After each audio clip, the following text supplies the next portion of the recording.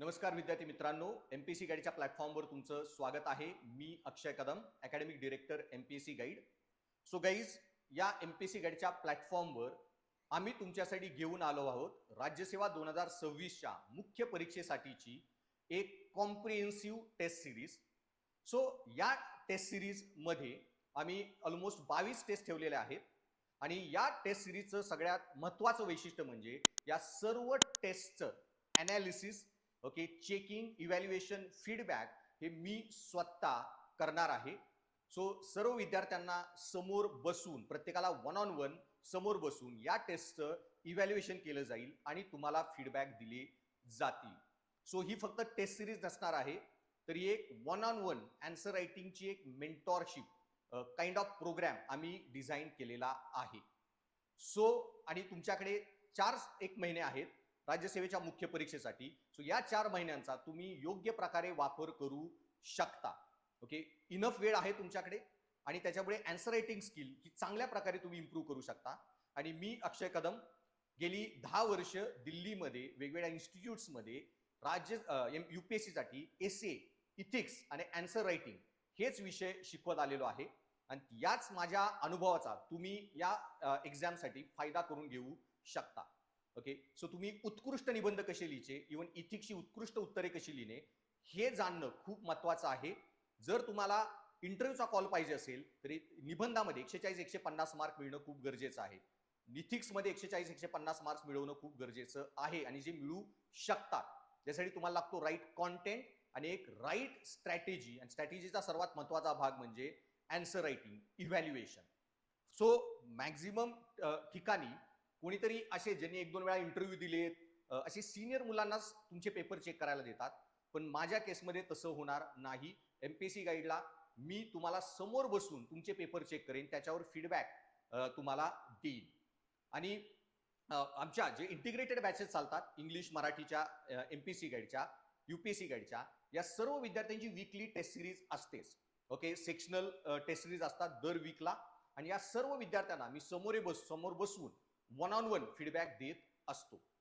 So आणि त्याच्यामुळे ही taste series पण मी तशीच डिझाईन केलेली आहे, कारण बरीच राज्यसेवेची मुलं ही फर्स्ट टाइम मेन्सची एक्झाम देत आहेत.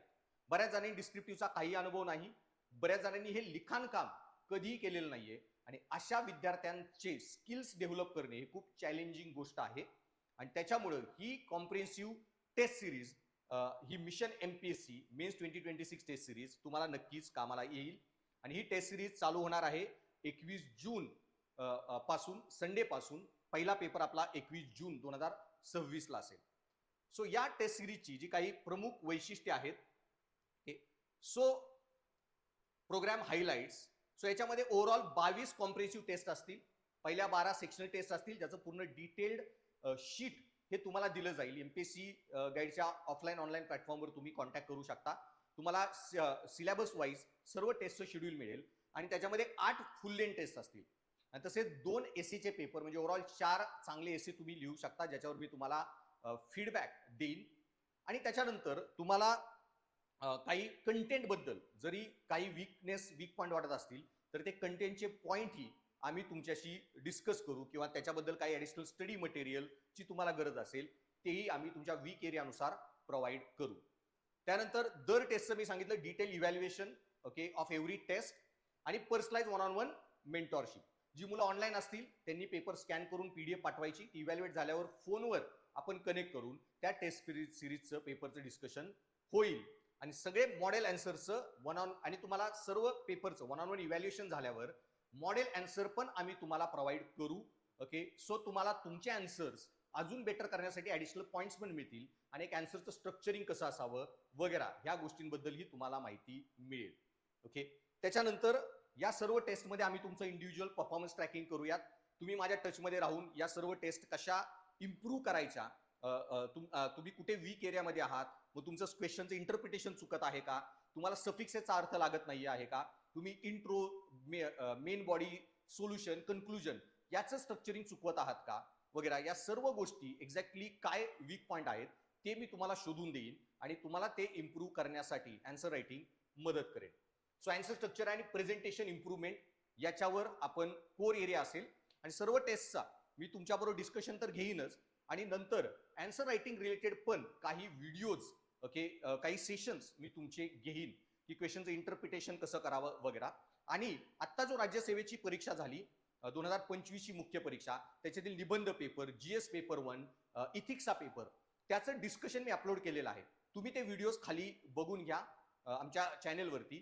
त्या युट्यूब चॅनलवर जे व्हिडिओ टाकलेले आहेत त्याच्यामध्ये बघा की क्वेश्चन काय आहे, त्याचं इंटरप्रिटेशन कसं केलं पाहिजे वगैरे. जर तुम्हाला ते इम्प्रूव्ह नाही झालं तर तुम्ही काही उत्तर लिहाल, तुम्हाला चांगले मार्क मिळणार नाही.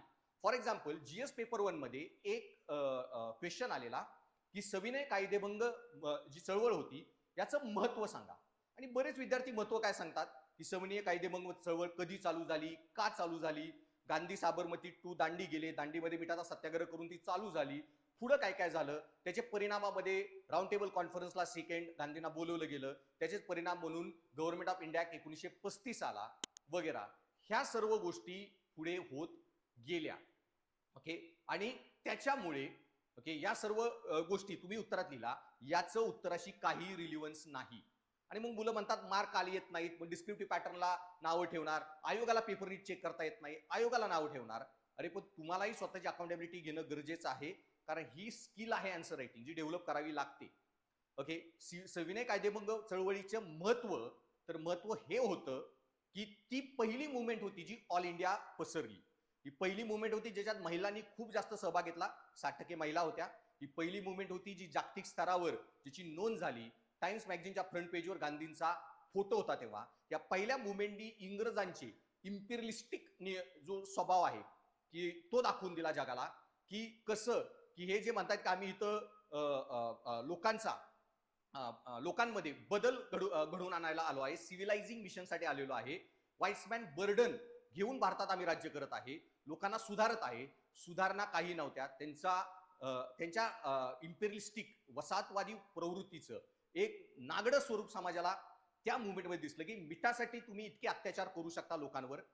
या चळवळीतून गांधींनी हे वसाहतवादी वृत्तीला किंवा त्या राजकारणाला लोकांच्या दैनंदिन जीवनाशी जोडलं मिठाच्या सत्याग्रहातून. आणि लोकांच्या दैनंदिन जीवनाचं राजकीयकरण आणि त्याला राष्ट्रीय चळवळीशी जोडण्याचं काम या सिव्हिल डिसओबिडियन्स मुवमेंटनी केलं.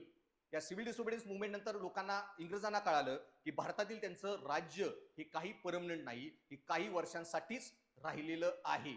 आणि या सीडीएम मुवमेंट नंतर इंग्रजांना कळालं इथून पुढे जे पण भारतात संविधानिक बदल होतील ते भारतीय लोकांना नाकारून होऊ शकत नाहीत.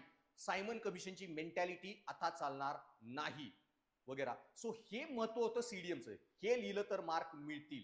त्याच्यामुळं अँसरचं इंटरप्रिटेशन, स्ट्रक्चरिंग हे सर्व तुम्हाला नीट फोकस करावं लागणार आहे. आणि टाइम मॅनेजमेंटमध्ये पेपर कसा सोडवायचा हे खूप महत्वाचं आहे.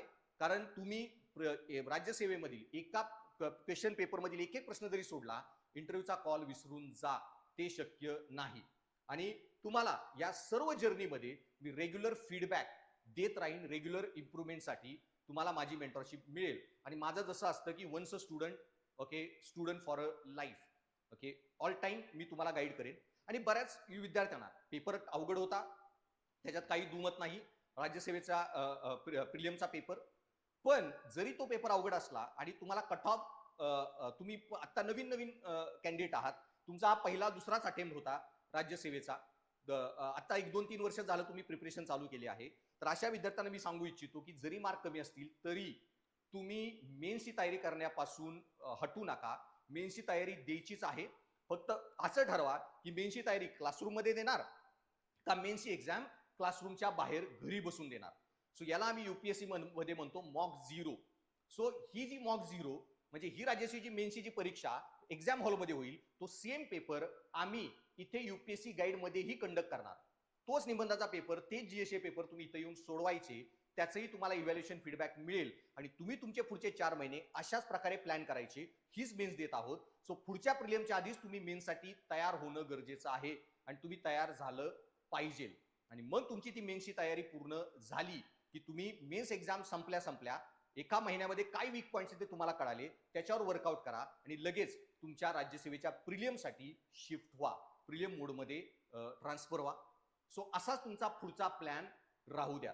सो ही ज्यांचे कट ऑफच्या वर मार्क आहेत किंवा ज्यांना गॅरंटी आहे ते प्रिलिमचा कट ऑफ पास करतील त्यांनी तर लगेच तयारीला लागा आणि ह्या फीडबॅकचा फायदा घ्या. ओके, सो ही एमपीएससीचे जे सगळे स्टुडंट आहेत, मग ते 2026 ची मेन्स देत आहेत किंवा 27चा प्लॅन आहे, दोघांसाठी ही टेस्ट सिरीज युजफुल राहणार आहे. So a better tomorrow is built with preparation today. So start today.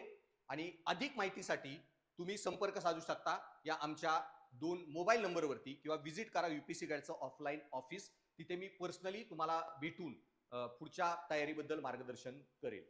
So see you in our test series and see you for one-on-one feedback. Thank you.